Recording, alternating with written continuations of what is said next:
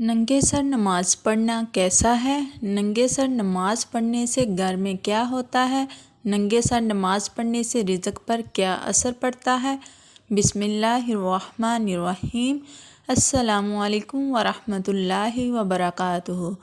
محترم ناظرین، حضرت کعب بن مالک رضی اللہ تعالیٰ عنہ فرماتے ہیں کہ رسول اللہ صلی اللہ علیہ وسلم کی خدمت اقدس میں حضرت جابر رضی اللہ تعالیٰ عنہ حاضر ہوئے اور آپ صلی اللہ علیہ وسلم کا چہرہ متغیر پایا۔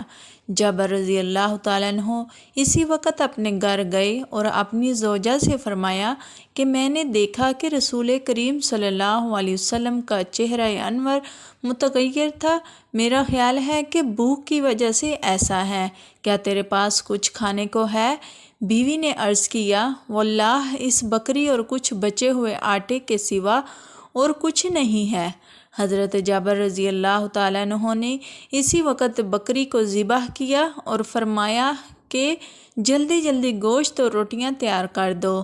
جب کہ کھانا تیار ہو گیا تو ایک بڑے پیالے میں رکھ کر حضور صلی اللہ علیہ وسلم کی خدمت میں کھانا حاضر کیا۔ پس حضور صلی اللہ علیہ وسلم نے فرمایا کہ اے جابر، اپنی قوم کو جمع کرو۔ فرماتے ہیں کہ میں نے اپنی قوم کو لے کر حضور صلی اللہ علیہ وسلم کی خدمت میں حاضر ہوا۔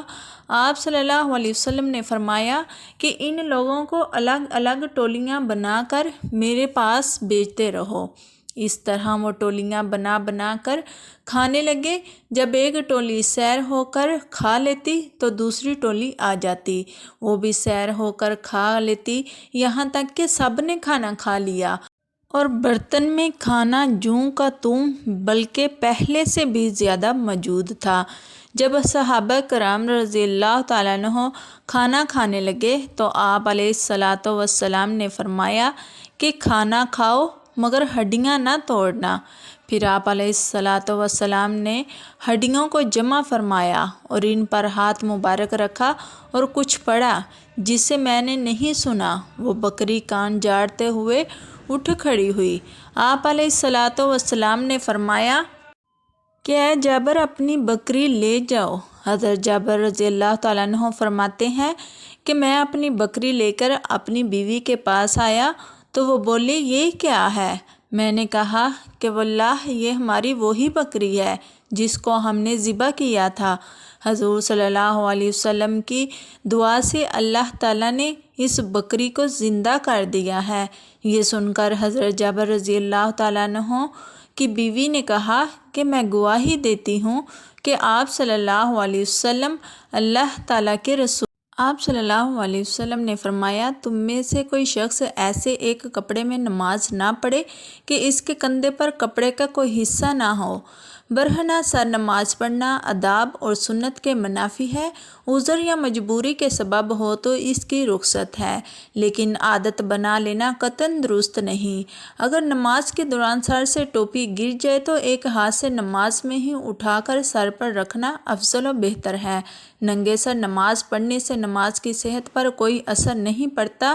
نماز کی قبولیت کے لیے سطر جسم کے مخصوص حصے کو ڈھانپنا ضروری ہے اور سر ان میں شامل نہیں ہے، لہٰذا ننگے سر نماز پڑھنے سے نماز صحیح ہوتی ہے۔ سر ڈھانپنا سنت اور مستحب ہے، کیونکہ حضور صلی اللہ علیہ وسلم عموماً سر پر عمامہ باندھ کر نماز پڑھا کرتے تھے۔ یہ نماز کی زینت اور احترام کے لیے مستحب سمجھا جاتا ہے۔ کچھ ثقافتوں اور روایات میں ننگے سر نماز پڑھنے کو غیر معمولی سمجھا جا سکتا ہے۔ مثلاً مشرق وسطیٰ اور جنوبی ایشیا میں مرد عموماً ٹوپی یا عمامہ پہن کر نماز پڑھتے۔ سر ڈھانپ کر نماز پڑھنے سے عبادت کی خوبصورتی اور زینت بڑھتی ہے، جو اللہ کے حضور صلی اللہ علیہ وسلم احترام اور خشوع کی علامت ہے۔